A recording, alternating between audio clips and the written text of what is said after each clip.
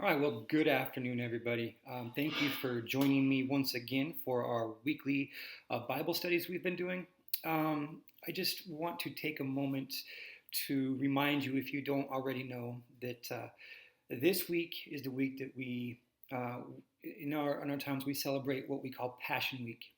This is the week where Jesus went to Jerusalem and the things began to happen. And we know that Friday, some call it Good Friday, is the day that Jesus was crucified and then buried. And on the third day, Sunday, is his resurrection day, which is Easter. So I just hope that you would take a few moments sometime today or this week and just meditate on that and just kind of pray and think about that for a little bit. Just think about how much Jesus gave up and the things that he did for us so we can be where we are today. That's just something I wanted to get out from the beginning. But also, I hope you are all doing well, not feeling too cooped up, being inside the house for so long and not being able to get out and to do the things that we enjoy. Hopefully this is all passes soon. My prayers for all of us is that we can be back together again soon and meeting in person. Not that I don't enjoy this type of study, but I just much rather see your faces and ask you questions as we go. Well, today we're going to continue on. This is the last session of our survey of the Old Testament.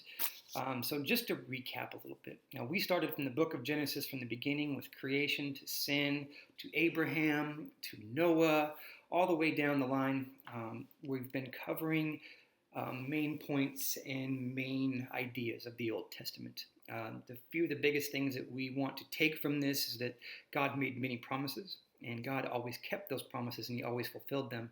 And one of the most important promises that we can get from this is the promise that he made to David about somebody from David's family always being on the throne. And as we know, once we get down the line, we can follow Jesus's family tree all the way back to David. And Jesus is the one who is sitting in that throne forever and all eternity. Last couple of weeks, we've been covering the split of North Israel and South Judah. After Solomon's death, the country split. 2 weeks ago, or 2 lessons ago, we talked about North Israel. And first of all, I want to apologize. I've been calling it North Judah and South Judah. That's just a mistake that I've been made, trying real hard to not get words mixed up in my head. But it's North Israel and South Judah. And so then last week we talked about South Judah. The problem we had was both these separate, after the split, they really failed to continue doing God's work, and God sent many prophets and ultimately had the North Israel destroyed by the Assyrians, and in 722 South Judah was conquered by Babylon. And so we get to that point as we ended up last week. We remember that South Judah only existed for about 343 years as an independent nation. And we talked about 3 main points last time. So the first one being, for the most part, they maintained stability for them. They kept the proper kings in place. There was pretty much, a dynasty of David still continuing on. Several kings led remarkable religious revivals and reform movements. And then we also know that God sent prophets such as Jeremiah and Isaiah to South Judah to warn them to continue or to do what God wants, or there's going to be punishment. And despite such these efforts of the good kings and prophets, Judah continually turned away from God, and then they were ultimately conquered by the Babylonians. And they were taken at that point into captivity. So let's just skip back a little bit here. Let's read about that conquering. If you go with me to 2 Kings chapter 25, I'm going to be reading verses 8 through 12. And this is going to tell us a little bit about that. So it says, on the 7th day of the 5th month, which was the 19th year of Nebuchadnezzar's king of Babylon, Nebuzaradan, the commander of the guards, a servant of the king of Babylon, entered Jerusalem. He burned the Lord's temple, the king's palace, and all of the houses in Jerusalem. He burned down all of the great houses. The whole Chaldean army with the commander of the guards, tore down the walls surrounding Jerusalem. Nebuzaradan, the commander of the guards, deported the rest of the people who were left in the city, the deserters who had defected the king of Babylon, and the rest of the population. But the commander of the guards left some of the poorest of the land to be vine dressers and farmers. So what we get here and what we were trying to take from this section that we've read is that three major things happened. First of all, they came in and they destroyed the temple. The temple was very important to these people. It was their most prized possession, the place where they worshipped and did their sacrifices and all that. That was destroyed. And secondly, they destroyed the walls of the city. And we'll talk a little bit more about this later on. But without great walls surrounding the city in these times, you were very vulnerable for a lot of things. The walls kept people out that they didn't want in, kept them from being overran. But the walls were destroyed. And then the third thing we want to look at here is the people being exiled. It says that they took all the population, but they left some of the poorest there to be basically vine dressers, or, in other words, they used them as slaves. But, so those were the three kind of main things we wanted to talk about destruction of Jerusalem. So let's fast forward here about 50 years. So the people have been taken into exile, and they were there for about 50 years before Nebuchadnezzar gets conquered, right? They're under the rule of Nebuchadnezzar, taken back to Babylon. But in 539, Cyrus, who was the king of Persia, conquered Babylon. And so, if you think about those people who were being held captive, and another army comes through and defeats the people who were capturing you, right? So can you imagine being one of those people? What is the first thing going across your mind, right? So they're probably wondering what's going to happen to them. So what I want to do is jump forward, and I want you to turn with me to the book of Ezra. And we're going to read in Ezra chapter 1, verses 1 through 4. And this is Cyrus, right? Cyrus is the one who came in and defeated Babylon. And so Cyrus the king makes a decree, and this is what it says. In the first year of Cyrus, king of Persia, the word of the Lord spoken through Jeremiah was fulfilled. The Lord put it into the mind of the king Cyrus to issue a proclamation throughout the entire kingdom, to put it in writing. This is what the king of Persia says. The Lord, the God of heaven, has given me all kingdoms of the earth and has appointed me to build him a house in Jerusalem and Judea. Whoever is among his people, may his God be with him, and may he go to Jerusalem in Judah and build the house of the Lord, the God of Israel, the God who is in Jerusalem. Let every survivor, wherever he lives, be assisted by men of that region with silver, gold, goods, and livestock, along with free will offering for the house of God in Jerusalem. So, first thing we see is Cyrus comes in and he frees the people. He comes in, defeats Nebuchadnezzar and his army, and permits these people to go home, which is fantastic, right? It's a great thing to hear after only 50 years, right? We say only 50 years, but in our lifetime, that's a long time. But in the whole big story and picture of things, it's not that long. And so that's what we're going to do today in our study of the Old Testament, is we're going to focus on the return of the people to Jerusalem. And then there's three basic tasks that they have when they get there. And here's the three tasks. So the first one would be rebuilding the temple. And let's talk about that for a minute. Rebuilding the temple. A man named Zerubbabel leads the first group back into Judah, just probably about a year or so after Cyrus came through, so 538. Zerubbabel leads some group back. And so they have an explicit purpose for their return, and that one is mainly to rebuild this temple. That is what, the first thing that they want to get done is rebuilding the temple. So by 536, just a few years later, Zerubbabel and the people begin to work on this temple. And we can read about that here. We're going to move to chapter 3 of Ezra, and we're going to be reading verses 8 through 13. In the second month of the second year after they arrived at God's house in Jerusalem, Zerubbabel, son of Shealtiel, Jeshua, son of Jozadak, and the rest of their brothers, including the priests, the Levites, and all who had returned to Jerusalem from captivity, began to build. They appointed the Levites who were 20 years old or more to supervise the work on the Lord's house. Jeshua, with his sons and brothers, Kadmiel, with his sons, and the sons of Judah and of Henadad, their sons and brothers, the Levites, joined together to supervise those working on the house of God. So they get some people together, they appoint some supervisors, and they begin to work on the temple. But what we're going to see here, if you continue reading through this book, that there's different ideas about the building of the temple. Unfortunately, some people were not excited about it. They wept. Some people shouted for joy. If you keep reading through this chapter here, you'll see that. But some people were really excited. They wanted to see the temple rebuilt. But some people were weeping. And they were weeping because they didn't think that this new temple was going to be up to standard. They were remembering what the old temple was and how great and fantastic it was. And they weren't excited about this new temple. And you can read more about that also in the book of Haggai. In chapter 2, you can read some of that about some of the people's ideas and the oppositions there. And also, what they're going to do is they're going to receive some opposition from outside forces. We're going to read about that just a little bit here.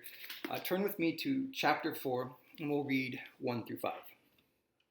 When the enemies of Judah and Benjamin heard that the returned exiles were building a temple for Yahweh, the God of Israel, they approached Zerubbabel and the leaders of the families and said to them, "Let us build with you, for we also worship your God and have been sacrificing to him since the time of King Esarhaddon of Assyria brought us here." But Zerubbabel, Jeshua, and the other leaders of Israel's families answered them, "You may have no part with us in building a house for our God, since we alone must build it for Yahweh, the God of Israel, as King Cyrus, the king of Persia, has commanded us." Then the people who were already in the land discouraged the people of Judah and made them afraid to build.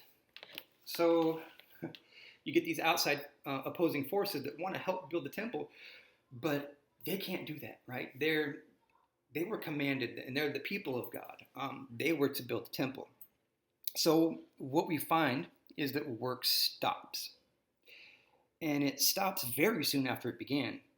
Approximately 2 years after they started building. And I know that sounds like a long time, but you got to understand that these people are building with very primitive tools and basically with their hands.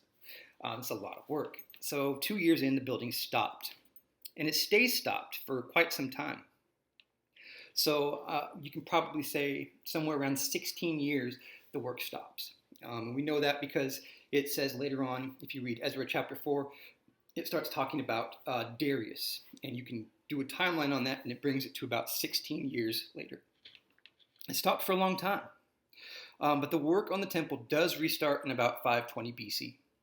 And it begins with the help of two prophets, Haggai and Zechariah. You can read the sermons from both of them in the books that are named after them, Haggai and Zechariah. But this is the time that they are the prophets, and this is, they're giving sermons to the people, trying to get them to rebuild the temple again. So finally, with the encouragement of these prophets, the temple is completed in about 515. So you can see we're counting down. They started in about 528, or what was it? I'm sorry. Some 538, something like that. And then they finally finished the building of the temple in about 515. And that you can read about the finishing of the temple in Ezra chapter 6. Talk about that. But so that's one of the key tasks. Remember, we talked there was 3 tasks that the people had to do as they came back home to Jerusalem. First one was building the temple. And the second one we kind of talked a little bit about, that was building the walls, right? They had to protect their city again. Every major city back in those times had to have a wall or you were vulnerable to attack. So they needed to rebuild the walls. Sporadic work had begun building on the walls early in the days of the return. Ezra talks quite a bit about the building of the walls, but it's sporadic. And if you don't know what that means just means here and there, right? I mean, their major focus was the temple at that time. But mapping the chronology for the second building project is difficult, but appears to be in about 445 BC, 70 years after the completion of the temple. That's a long time. 70 years, they really start putting in hard work. So what we're going to do now is move to the next book, which is Nehemiah. And so this is when the building of the walls really takes place. So I'm going to read Nehemiah chapter 1, verses 1 through 4. The word of Nehemiah, the son of Hachli. During the months of Chislev, in the 20th year, when I was in the fortress city of Susa, Hanai, one of my brothers, arrived with men from Judah, and I questioned them about Jerusalem and the Jewish remnant that had been survived in the exile. They said to me, the remnant in the province who survived the exile are in great trouble and disgrace. Jerusalem's wall has been broken down, and its gates have been burned. When I heard these words, I sat down and wept. I mourned for a number of days, fasting and praying before the God of heaven. And then he goes into a prayer, right? Nehemiah begins to pray. So after obtaining permission from the king of Persia, Nehemiah sets out to lead the rebuilding of the wall. And this is what happens in chapter 2 of Nehemiah. He gets permission and he sets out to really begin the task of rebuilding this wall. Soon after his arrival, Nehemiah calls the people together and challenges them to rebuild the walls. So let's read that, chapter 2, verses 17 and 18. Let's see here. So I said to them, you see the trouble we are in. Jerusalem lies in ruins, and its gates have been burned down. Come, let's rebuild Jerusalem's wall so that we will no longer be a disgrace. I told them how the gracious hand of my God had been on me, and what the king had said to me. They said, let's start rebuilding, and they were encouraged to do the good work. So you can see Nehemiah encourages them to build the wall so they were not a disgrace, not only disgracing to the people around them, but to God, right? God's city is in ruins. So he sparks the people, they get excited to do it. But Nehemiah and the people face a lot of opposition during this rebuilding of the wall. There's internal opposition and external. Internal would be the people in it, and the opposition would be the people around, right? Seeing them rebuild this wall. So one of the problems with the internal opposition is that not everyone wanted to help rebuild. Some residents were in league or in cahoots or friends with some of these opposing areas, so it became a little bit of a problem. Then you have the external opposition. There was verbal assaults, threats of physical attack, attempt to discredit or destroy Nehemiah. So it wasn't easy, right? It was a great task. The walls were all the way around the city. It was a pretty big city, so it was a lot of work, and they faced a lot of opposition. But despite the opposition, Nehemiah and the people continue to work. So in Nehemiah 6, you can read further along, you can see where they continue to work. And here's what's amazing, is that once they all got together and they started working on this wall, it took them 52 days to complete. That's amazing. Remember how we talked about years and years of work? Nehemiah and his people built the wall in 52 days once they really got started. So that's amazing. Now they've got the temple, they've got the walls built. Now they need to restart building the lives of the people, right? Now you have the people. God's first, then the people. The temple walls are important, but only supporting factors in the real task of rebuilding the lives of the people. Rebuilding lives is far more important than temple walls. I don't know that it's more important, but it's much more difficult. There's a lot of depth there, right? Several people during this era lead efforts to revive and rebuild the people. One of those is Nehemiah, who we're talking about. He also helps with the building of the people, and Ezra does as well. And there's also Malachi. Malachi was another prophet at this time, and he was also about rebuilding the people after they've been returned to exile. So let's take a look at Malachi. if you just fast forward a little bit here, Malachi is towards the end. Actually, I believe it's the end of the Old Testament. Let me see here. Oh, never mind. There it is. Last book of the Old Testament. And let's read chapter 2, verses 7 through 8.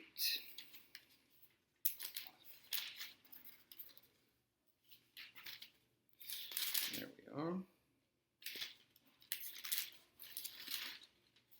Okay. For the lips of a priest should guard knowledge, and the people should seek instruction from his mouth. For he is the messenger of the Lord of hosts. You, on the other hand, have turned from the way. You have caused many to stumble by your instruction. You have violated the covenant of Levi, says the Lord of hosts. So in turn, I have made you despised and humiliated before all the people because you are not keeping my ways and showing partiality to my instruction. So this is what he's trying to deal with in his ministry, Malachi's ministry. He's dealing with a lot of shortcomings of people. Seems really familiar, right? Just about all the prophets throughout the Old Testament are dealing with some kind of shortcoming on the people. So they've got the temple built, they've got the temple walls built, and now it's the struggle of bringing the people back to God. And that's one of Malachi's jobs. So despite their exile and punishment, they're still rebelling against God, right? And that's one of the things that Malachi has to deal with, is they're still rebelling against God. And so Malachi, this prophet, in his attempt to turn the people back, warns and promises that the Lord will visit the people. But how will this happen, and what will happen? So what I want you to see here, Malachi, the people, even though they've been through all of this, we've covered just about almost most of the high points of the Old Testament. And the people continually fall away from God, and they do it over and over. So what's interesting, you see, is Malachi warns them God's going to come. He's going to come. And this is the perfect end to the Old Testament, because what happens next is the birth of Jesus. And so God does come. And that's where we get into the storyline of the New Testament. So I hope you've really enjoyed this Old Testament survey. We missed a few books like Daniel and Job and some of the other amazing stories of the Bible. But what I really wanted to just lead us up to Jesus, right? The New Testament. Just so you can sit there and take a look at this Old Testament and be like, okay, now it makes sense, right? You've got kind of like a guided way to come to Jesus, the need for Jesus, because the people continue to fail. And Malachi warned them, sooner or later, God is going to come. So I'm going to stop there. I hope you've enjoyed this study. We will continue on with a new study, starting a new series on Sunday. I'll let you know more about that when we actually get there. But from this point on, I hope you have a better understanding of the New Testament and the Old Testament, how they link together. And continue to pray.